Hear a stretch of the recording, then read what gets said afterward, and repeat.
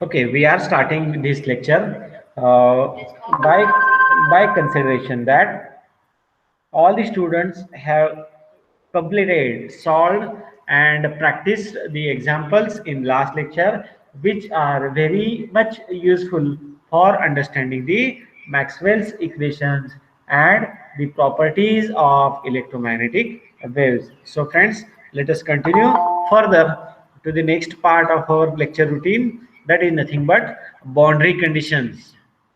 Okay, so what do we mean by boundary condition, that we have to understand?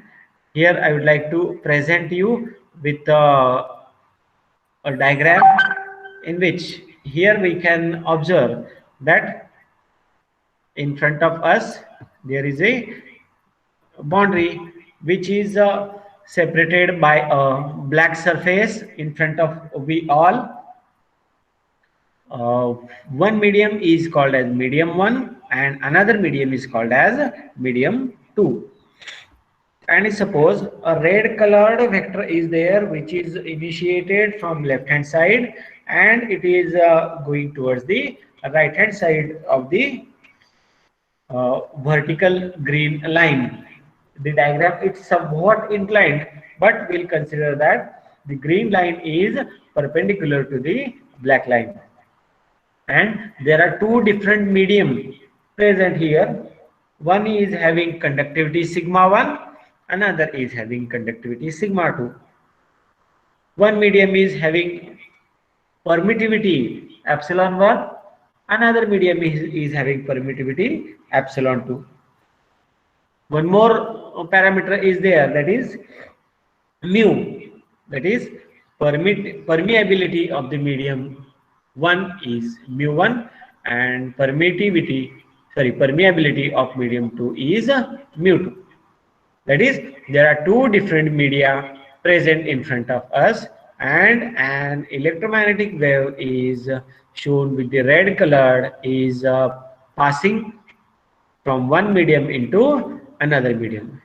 Friends, as all of you people are knowing that whenever there is a change in the medium for any sort of wave, as we know the case of light or other type of media, as we are going to change with the media, there are particular changes in the waves, whether it is electromagnetic wave, whether it is a vectored quantity, whether it is light wave or any similar sort of waves present.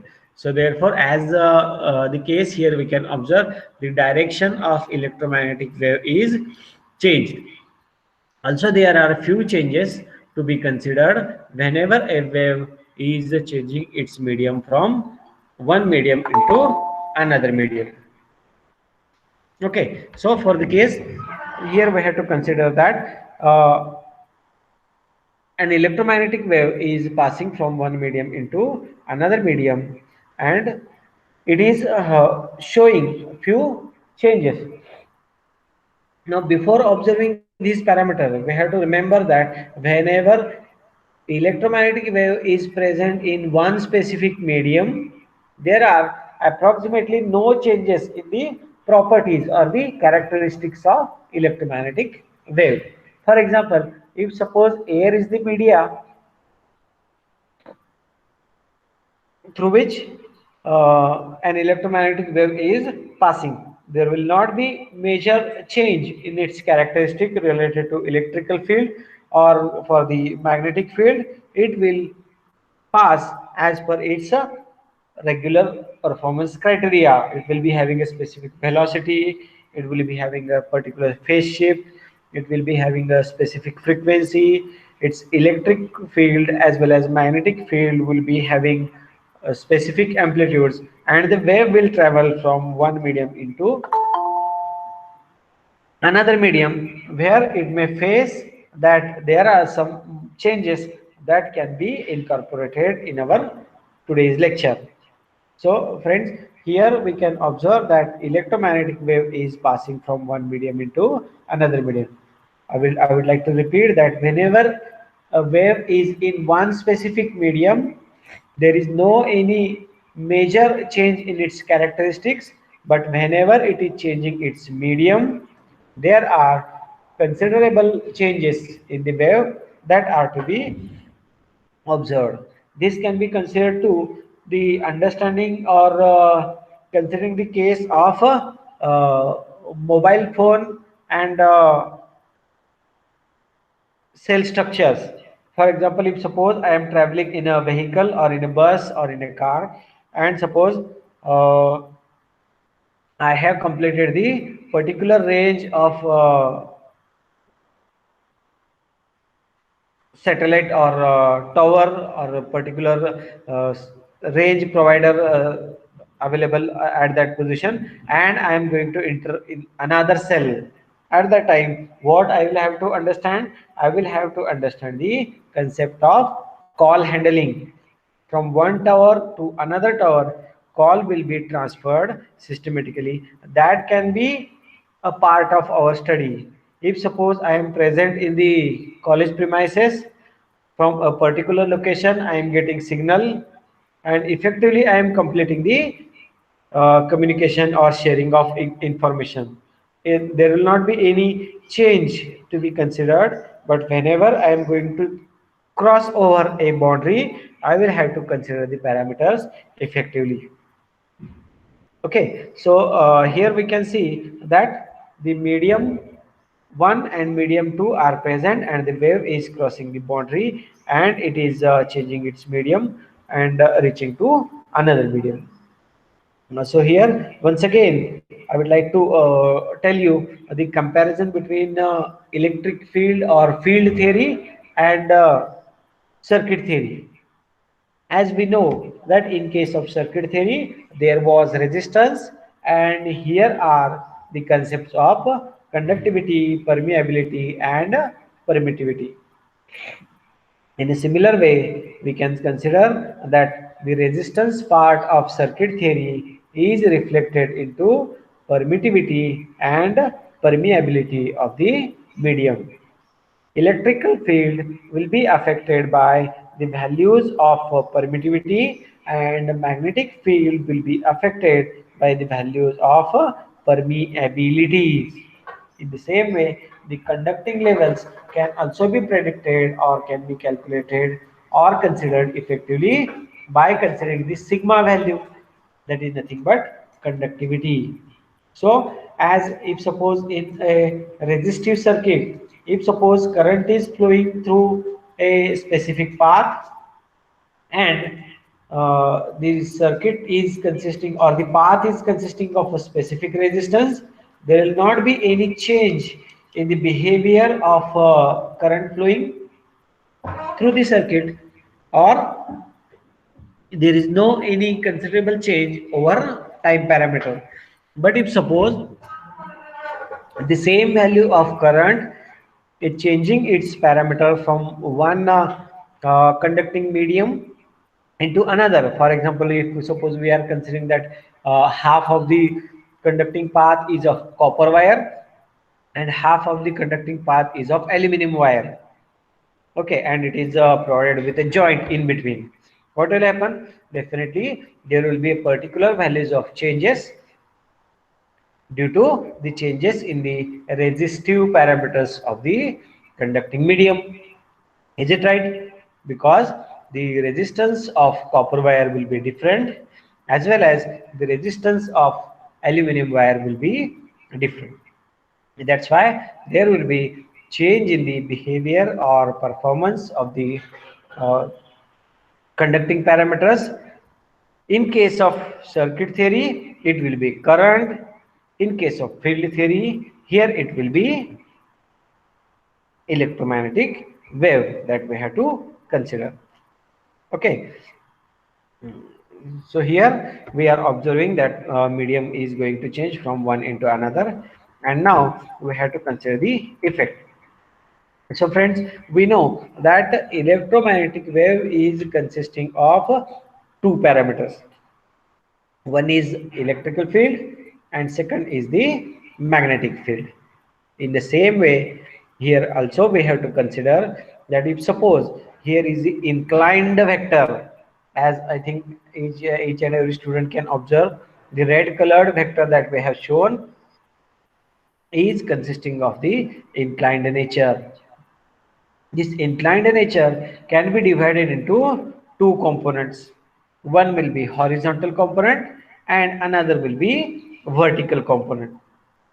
Try to understand this can be considered to be most important sentence or the statement that we are going to consider in the case of boundary condition that we are considering.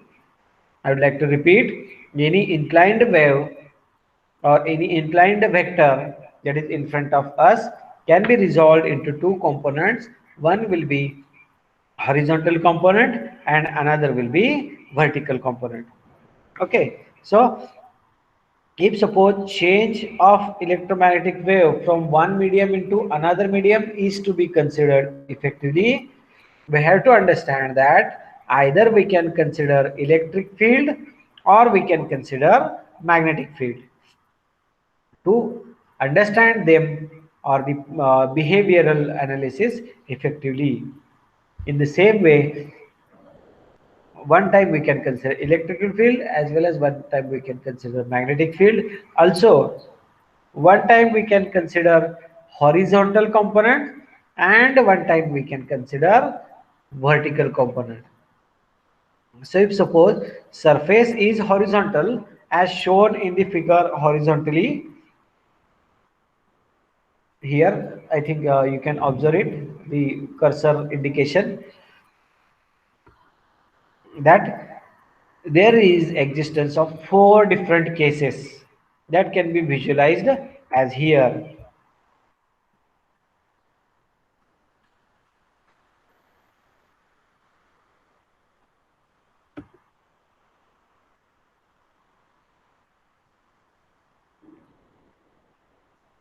Yes.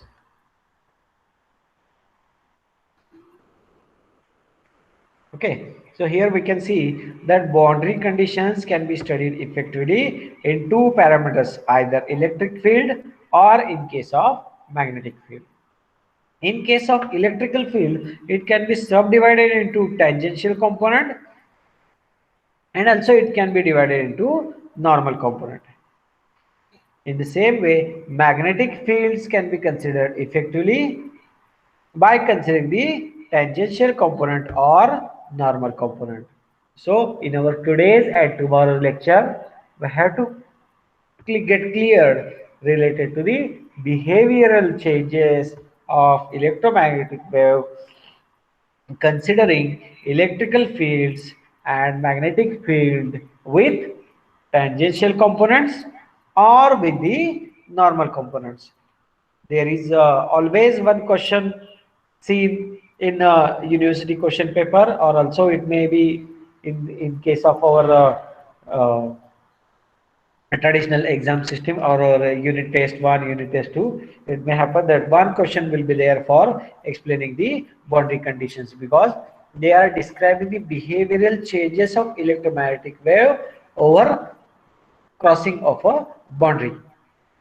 That can be considered to be one of the important bit. So here I have also drawn a simpler diagrams which are indicating that one green colored box or surface structure is shown here, which is consisting of two horizontal arrows that are nothing but tangential component. In a simpler words, you can also consider it to be a horizontal components or parallel components also, for your understanding. In our technical words, we are calling it as a tangential components because these vector fields are parallel or coincident with the surfaces, as we can observe here. Therefore, tangential components will be here and normal components can be considered to be perpendicular components that are to be understood. So, uh, if we have to consider them effectively, we can consider tangential components and normal components in either consideration of electrical fields or considering the magnetic field. To get the clarity of this parameter, practical analysis is somewhat critical or different. That's why we'll try to conclude our today's lecture with the completion of electrical field. In our today's lecture, we are going to cover electrical fields, and in tomorrow's lecture, we will be covering the magnetic fields. So let us try to understand in more depth. The first diagram is drawn once again here, in which we are showing the detailed diagram structure as here. First of all, we are considering electric fields with tangential components, which can be sketched like this. Now consider that ABCD is a particular surface. Similar to the first diagram, here we can observe that medium 1 and medium 2 are present, which are separated by a horizontal black line. ET1 is the component of electric field, which is nothing but tangential one, and ET2 is the tangential component of electric field in medium 2. Now we know that as per the Maxwell's equation, here we have to understand some numerical aspect of the structure. Here, as per the Maxwell's equation, we know that integration E bar dot dl bar is equal to I. This was the equation which was derived or considered as Ampere's law that we have used at the time of Maxwell's equation. If suppose there is a closed surface A, B, C, D, as here we can observe, definitely in a closed surface, what will be the value of current? Who will tell me? In a closed circuit or in a closed path as shown here in case of ABCD, the value of current I can be considered equal to 0 because it is a closed path, or can be considered to be short circuited path. The value of I will be equal to 0. Therefore, we can write E bar dot dl bar is equal to 0. Proceeding ahead, we can write E bar dot dl bar. What is this E bar dot dl bar? E bar dot dl bar will be nothing but E bar dot dl bar along AB path, along BC path, along CD path, along DA path. All the four paths can be considered effectively. So here we can consider E bar dot dl bar, that is LHS, is equal to addition of all four components that can be equated equal to the value 0. Now, as we have to consider that we are considering tangential component, we'll consider the paths along BC and CD as BC and DA, that is path from B to C, that is vertical path, and path from D to A, integral will be equal to 0. Why it will be equal to 0? Because here we are considering the tangential component. That's why, as we are considering the tangential component, integration E bar dot dl bar, which was split into 4 segments, will be now consisting of only 2 segments, because here we have neglected or we have kept aside the normal component. Therefore, we can write EB or through path A to B, it will be E bar dot dl bar, and from path C to D, it will be E bar dot dl bar. Now, last but not least, here we can observe along path C to D, as each and every student can observe, path C to D is in a specific direction opposite to the path ET2. Path from C to D is from my right hand to left hand, but path from ET2 is from path left to right. As path is having opposite direction, we can make the necessary change and we can write integration A to B ET1 delta x. What is this delta x? Delta x is the width of the horizontal segment. Therefore, the distance from A to B as well as from C to D is nothing but delta x, and delta y is the height of the rectangle that we are considering for our analysis. So here we can observe that integration A to B ET1, that is electrical field component in tangential direction, multiplied by, instead of writing dl bar as horizontal axis is dx, therefore here also we can write dx or delta x, and for the path C to D it will be again ET2 delta x. What is the change in between first equation and second equation? That we can observe is plus is changed to minus because of opposite direction. That's why by changing the sign and substituting limits, we can observe that the distance from A to B will be equal to the distance from C to D, as we have considered the rectangular structure here. I think it can be shown once again. Yes, the distance from A to B is also delta x. The distance from C to D is again delta x. That's why we can write that the distances with the upper and lower limit B and A with variable x will be equivalent to the distances from C to D, which is having variable x. So cancelling these two parameters, we can write ET1 is equal to ET2, which is indicating that in case of electrical field, tangential components are not affected. Tangential components are survived. That is, there is no any change in case of changing of the boundary whenever we are going to consider the electric fields. I think this part will be clear. Also, here we can understand that a small or simpler integration is considered. The opposite direction will be giving minus sign, and we are changing the side, and simply we can write ET1 is equal to ET2. Is it clear to all? Now we have to move ahead towards the normal component. And just we had seen that in case of tangential component, it was E bar dot dl bar. Everybody is knowing nowadays that dl bar is nothing but single integral, and it can be considered with a simple path of ABCD. But here, as we can observe, that for the normal components, we have to consider d bar. What is this d bar? In previous lecture, for a number of times we have repeated, d bar is nothing but electric flux density. That can be shown here.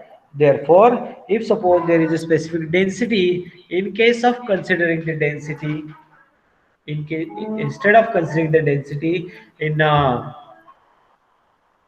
two-dimensional parameters, it will be more effectively can be considered to be three-dimensional.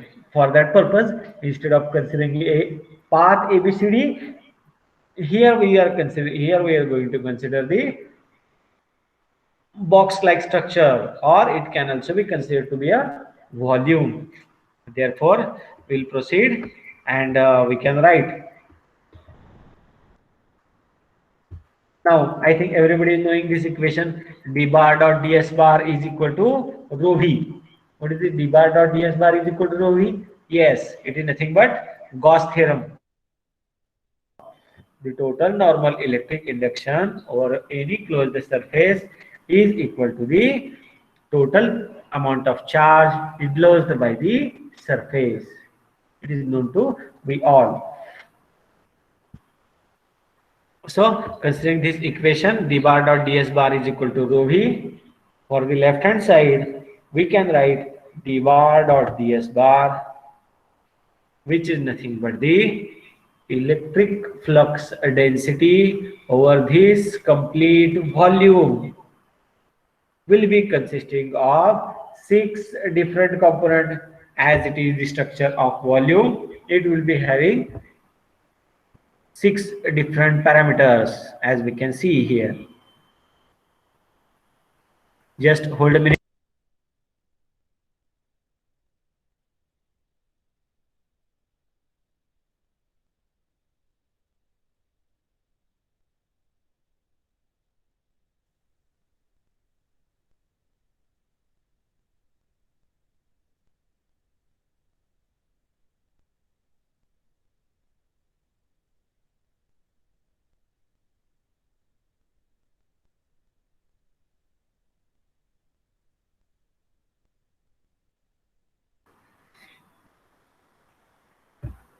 Yes, as here we can observe that d bar dot ds bar will be considered with the influence of 6 phases of volume. It will be the integral consisting of top surface, bottom surface, left surface, right surface, front surface, and back surface. So considering all these, we can consider the influence of electric flux density d bar. So continued further, here we can write, as here we are considering the normal component, similar to the consideration of tangential component, we can write the normal components along left surface, right surface, front surface, and back surface definitely will be equal to 0, because we are considering the normal components, and normal components as shown here will be the vertical one. We are not going to deal with the influence of electric flux density over left surface, over right surface, over uh, front surface, and over the back surface. Here only we have to consider the influence of the electric flux density along the top and the bottom surface.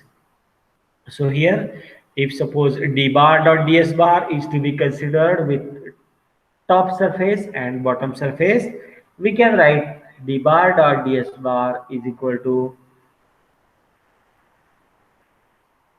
d bar dot ds bar along top surface plus d bar dot ds bar along bottom surface, which will be equal to the volume charge density.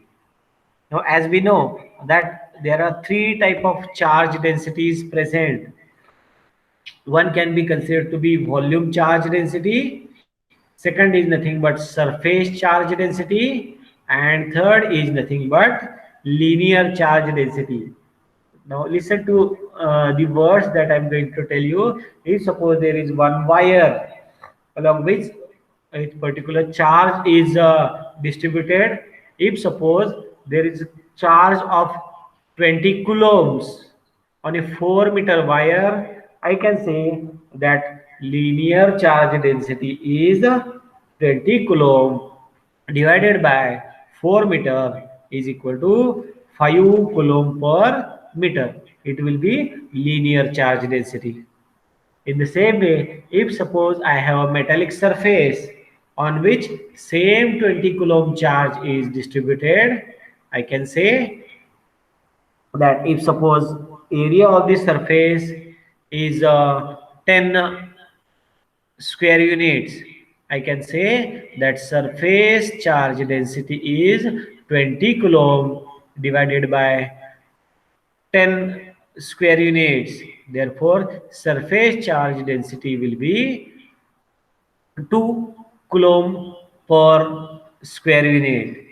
In the same way, if suppose I am having a specific volume and the same 20 coulomb charge is distributed in the volume, I can say that if the volume of the surface is suppose 20 cubic unit, I can write that volume charge density is equal to 20 coulomb divided by 20 cubic unit.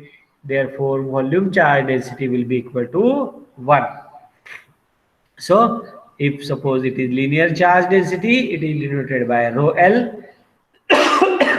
If it is surface charge density, it will be denoted by rho s, and if suppose it is volume charge density, it will be denoted by rho v. Now if suppose only rho v is there, we can write accordingly. If suppose we have to split rho v into rho s, we can multiply it by the related surface. Here that surface is nothing but dx into dy. Also, by splitting the integral, which is ideally considered as d bar, will be considered as dn1 and dn2. From where this dn1 and dn2 coming into existence, we can see here dn2 is related to second surface and dn1 is related to one surface. Therefore, dn1 is the electric flux density's normal component of medium 1, and dn2 is the electric flux density normal component in medium 2. So here, if we'll consider dn1 into dx dy, from where this dx dy came into existence, because we are knowing that the normal component on the surface is to be considered. Therefore, ds bar is equal to dx dy. Now, as we know that if suppose a specific surface is to be considered, we can again go to the diagram and we can observe that this particular volume will be having a bottom surface, and the direction of bottom surface will be going in a downward direction. As all of we people are knowing that if suppose we have to indicate any surface with its direction, we can show the direction of surface coming outside of the surface. For this volume, you can also assume like a paper box is there, and at the bottom side, if we'll observe, the direction of bottom surface will be coming out of the paper in the downward direction. But here we can see that dn2 is going in upward direction, and the direction of this dx dy will be in downward direction. That's why we can write, instead of writing only dn1, sorry, here by mistake it is dn1, actually it is dn2. I think you can understand. Therefore, dn1 dx dy minus dn2 dx dy is equal to rho s into dx dy. Solving the integral and cancelling dx dy component from each side of the equation, we can write dn1 minus dn2 is equal to rho s. Now, what is the equation indicating? Equation is indicating that whenever we are going to subtract the normal components of electric flux densities over surface, there is a particular quantity remaining, that is nothing but rho s. Definitely we can say that dn1 is not equal to dn2. Therefore, we can say that normal components of electric field vectors are discontinuous over the normal or perpendicular direction of any body or surface that we are going to consider. So it was the first part of boundary condition, in which we are trying to understand the boundary condition parameters. So friends, try to recall the lecture in a short span of about 1 minute. Here we can revise or recall that boundary conditions can be split into two components, one either electric field or the magnetic field. If electric field parameters are considered, again we have to consider tangential component, and second will be the normal component. Moving ahead, we can consider that the tangential component of electric field are continuous, because just now we had seen ET1 is equal to ET2. And lastly, the equation in front of us we can observe that dn1 is not equal to dn2, indicating that normal components of electrical field are not continuous whenever they are crossing a boundary. That is, tangential components of electrical fields will be survived, but normal components of electrical field will be changing whenever they are crossing the boundary. That will be the conclusion of our today's lecture. Hope that each and every student is understanding the concept, though it is somewhat clished or somewhat difficult found by few of you people whenever there is a mathematics coming into picture, but it is the solution to complete with the lectures theoretically, because if suppose we are going to consider experimentally, it will not be possible that we can complete the routine at the time of lecture. It can be covered at the time of practicals or similar, but in case of lecture, we have to understand the concept by mathematical means. Whenever there is a question, if suppose in university question paper there is a question like explain the boundary condition in electrical fields, there is a requirement of explaining the concept through these diagrams, these equations, as well as a short description. For that purpose, we have completed the half of the part. If we will observe the magnetic field components, it will be exactly opposite and it will create confusion. Which components are continuous, which components are discontinuous. Therefore, intentionally in one lecture, we are planned to complete the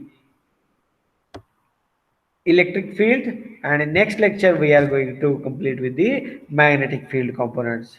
Hope that it is understood by each and every student. Practice well, and a most important point, once again I would like to repeat that examination for get appearing is possible for each and every student of the class. You can change your image in your society, in our department, in our college by qualifying the GATE examination. That's why you can start your preparation and try to understand different concept by their basics, as you are having different resources nowadays, YouTube, PDF, ebooks, a huge amount of material is available in front of you. You can access these and you can make your career path more successful. I think we should stop here and we'll continue our lecture in next routine, and we'll complete the boundary condition in next lecture. So stay safe, stay at home. Thank you. Hello, sir. Hello.